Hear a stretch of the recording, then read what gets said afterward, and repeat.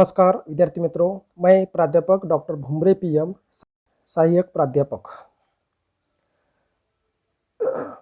मनुष्य की सहजात अनेक प्रवृत्तियां हैं। मनुष्य का स्वभाव चंचल होता है। मनुष्य के दिमाग में हमेशा नित नए विचार आते हैं। उसी प्रकार यह विचार जब प्रकट हो जाते हैं तभी पता चलता है कि मनुष्य के मस्तिष्क में किस प्रकार के विचार है। आज आधुनिक युग में हम देखते हैं कि मनुष्य से कोसों दूर गया हुआ है, क्योंकि आपसी मनमुटाव के कारण कई हिंसात्मक घटनाएं घटित हो रही है।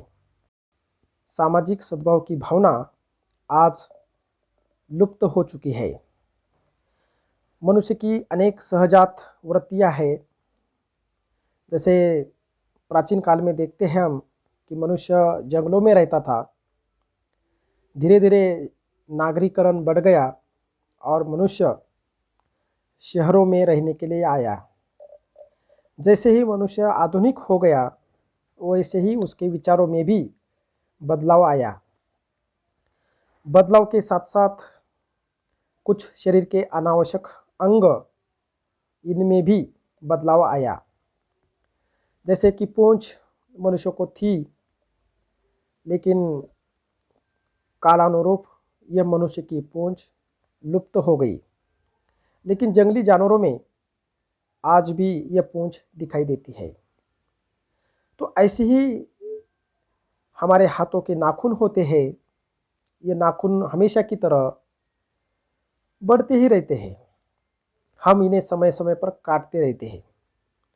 नाखून क्यों बढ़ते हैं, इस प्रकार का प्रश्न आचार्य हजारी प्रसाद द्विवेदी जी को एक छोटी सी बच्ची ने पूछा है और हजारी प्रसाद जी सोचने के लिए मजबूर हुए हैं।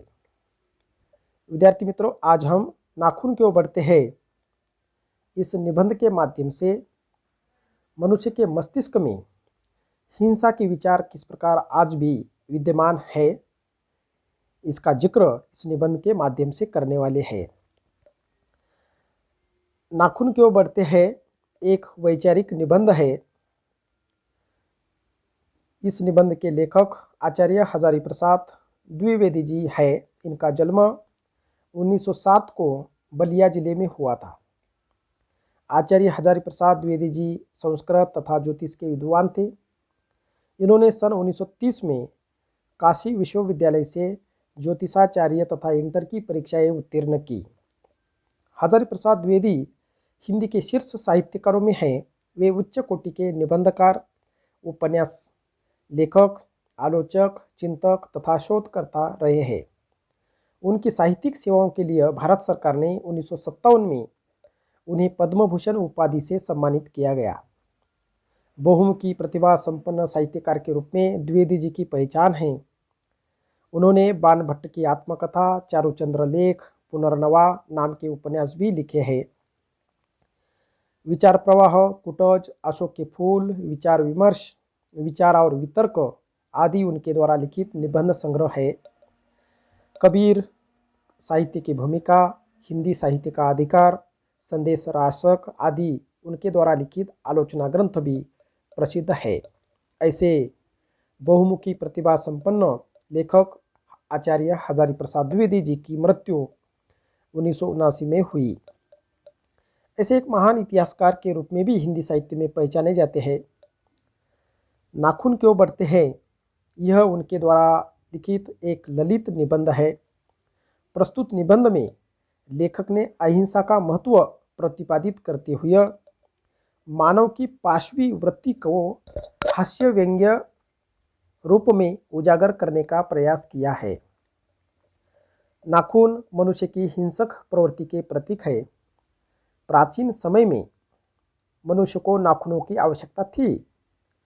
उसके द्वारा वह शिकार करता था, किंतु आज उसकी आवश्यकता नहीं है। प्रस्तुत निबंध में एक वैचारिक मंथन को भी प्रस्तुत किया गया है। नाखूनों के माध्यम से लेखक आदमी की हिंसक तथा पशुता की वृत्ति पर करारा व्यंग्य करते हैं। जब प्राचीन काल था, प्राचीन काल में मनुष्य जंगलों में निवास करता था। जंगली जानवरों से रक्षा हेतु मनुष्य को शस्त्रों की आवश्यकता थी और इस शस्त्र के रूप में नाखून महत्वपूर्ण भूमिका निभाते थे। शिकार करने के लिए या शत्रु आक्रमण के लिए नाखूनों का होना बहुत महत्वपूर्ण माना जाता था। अब परिस्थितियां बदल गई है। अब ना वो जंगल रहे, ना आदमी जंगलों में निवास करता है। आज वर्तमान युग में मनुष्य शहरों में रहता है और मनुष्य ने अपनी रक्षा के लिए अणुबम, बंदूकें, ऐसे कई घातक शस्त्र बनाए हैं।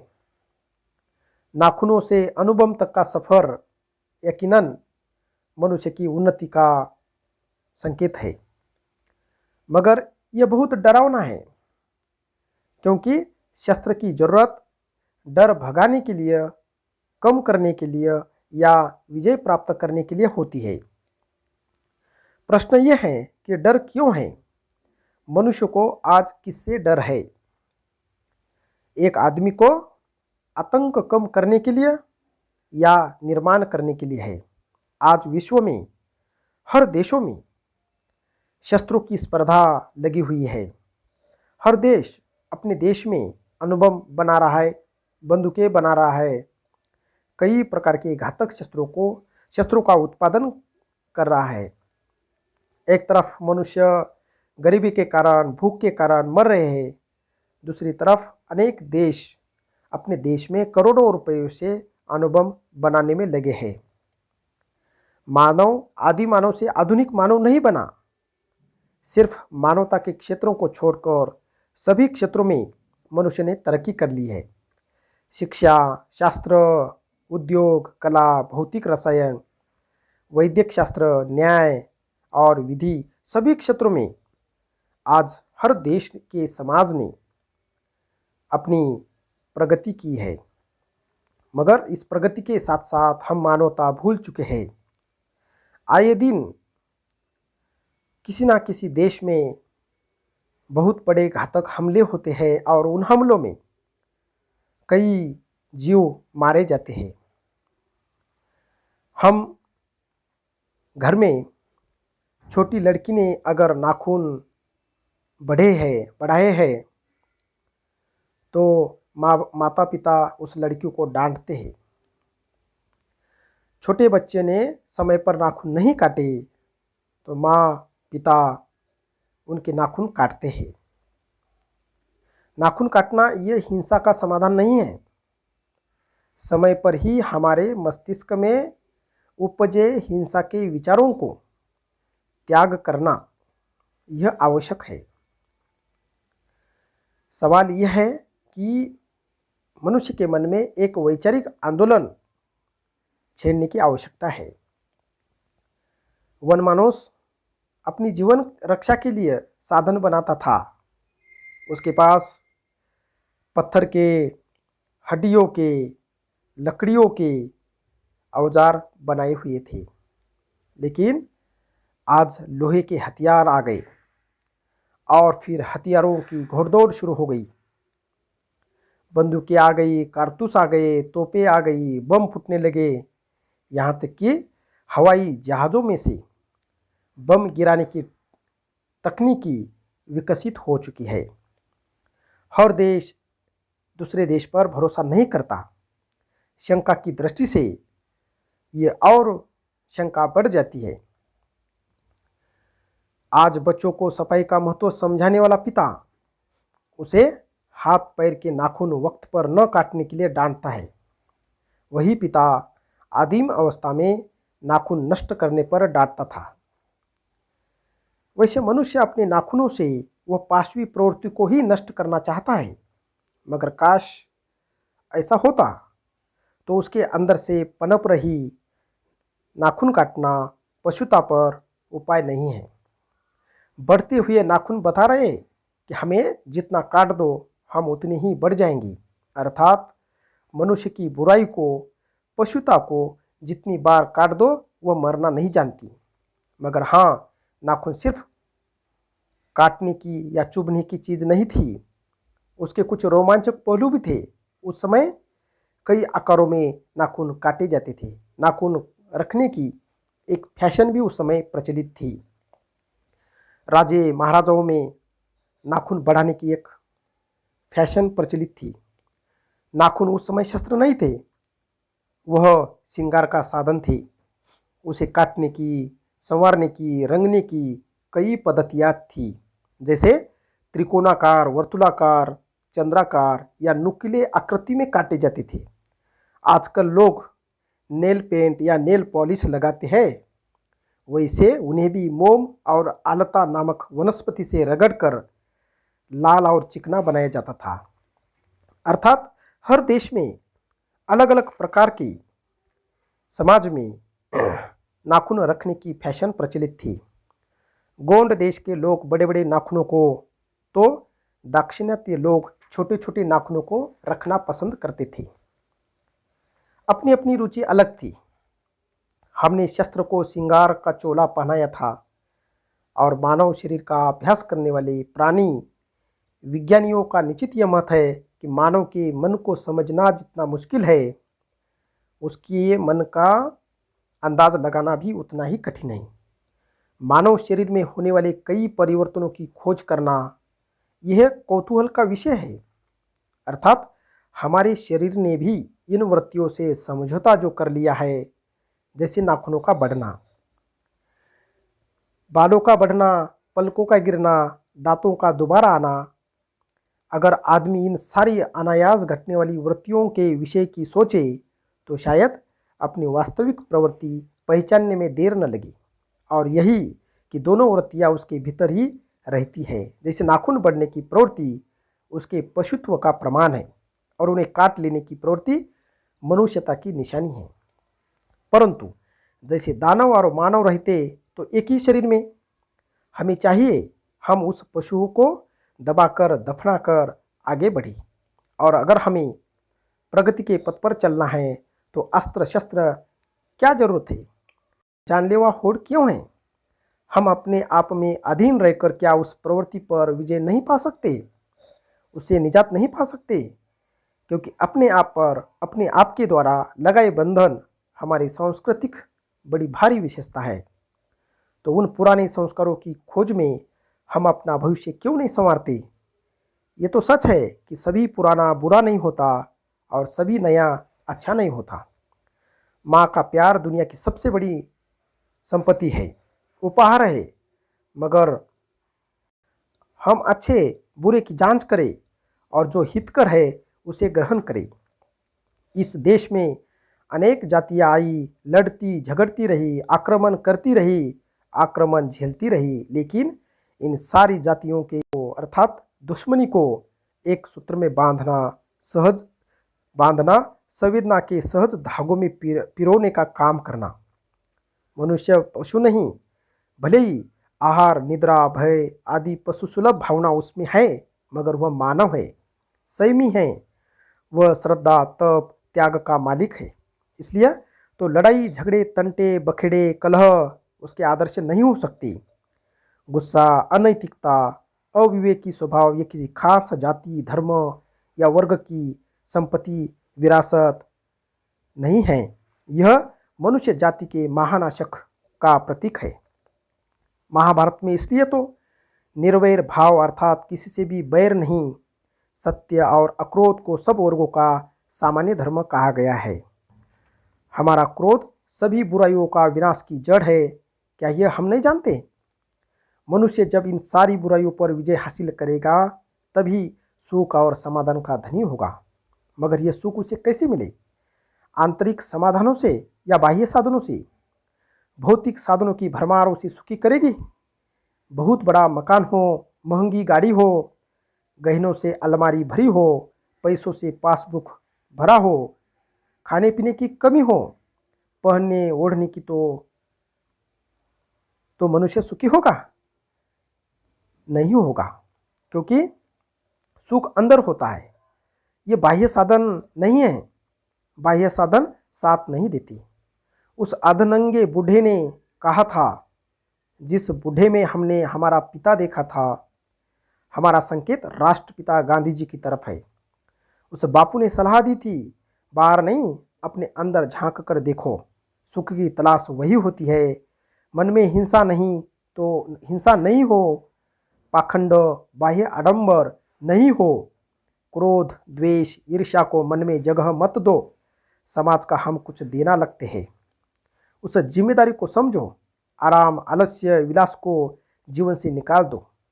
पैसे की नहीं प्रेम की बात करो, प्यार से दुनिया जीती जाती है। कहते हैं ना, पोथी पढ़ी पढ़ी तो उस प्यार से दुनिया जीतो। प्यार हमारी पहचान है। हम पशु नहीं, हमारा बंधन स्व का है, स्वयं का है। मगर दुनिया को अच्छी बातें सुहाती नहीं, तो बूढ़े को गोली मार दी गई। अक्सर अच्छे आदमी का यही दर्दनाक अंत होता है। गांधी जी को गोली, ईसा मसीहों को सूली। जिसने भी लोगों को, समाज को एक विधायक दिशा देने का प्रयास किया, वो हारा, बार बार हारा। नहीं तो गांधी जी के वचनों में सुख की चाबी छिपी है। क्या लोग यह नहीं जानते थे? मशीनें लगाकर, उत्पादन बढ़ाकर, धन की वृद्धि कर, बाह्य उपकरणों की ताकत बढ़ाकर समृद्धि बढ़ेगी, सुख समाधान नहीं। क्या सचमुच वह दिन भी आएगा जैसे बेजरूरत समझकर पूंछ झड़ गई तो नाखून भी बढ़ना बंद कर देंगे? न वह बढ़ेंगे न पशुता बढ़ेगी। साधन ही चला गया तो साध्य कैसे प्राप्त होगा? लेकिन वह जब होगा तब होगा। बच्चों को यही बताना है कि हर सिक्के के दो पहलू होते हैं। हम बुरे भी हैं और अच्छे भी, और दोनों का निवास हमारे भीतर ही है। लोग कहते हैं कि टीवी बुरा है, मोबाइल बुरा है। बुरे साधन नहीं है दोस्तों। रिमोट हमारे हाथ में हो तो अच्छा ही देखो, अच्छाई को नज़रअंदाज करते हो और टीवी को नाम रखते हो, है ना। देखो, हम जैसे हैं वैसे ही हमारे दोस्त बनते हैं। हम हंस तो हंस के साथी होंगे, कौवे है तो कौवे के दोस्त बनेंगे। बनना, बिगड़ना, बहकना, बचना सभी अंदर के संस्कारों पर ही निर्भर होता है। सारांश रूप में हम इस रचना के माध्यम से कह सकते हैं कि प्राचीन समय में मनुष्य को नाखूनों की आवश्यकता थी। उसके द्वारा वह शिकार करता था, किंतु आज उसकी आवश्यकता नहीं है। छोटे बच्चे लड़ाई झगड़ों में नाखूनों का एक दूसरे को नोचने के रूप में, शस्त्र के रूप में प्रयोग करते हैं। इसलिए माता पिता छोटे बच्चों के मस्तिष्क में हिंसा के विचार न बढ़े, इसलिए उसे समय पर काटने का आदेश देते हैं।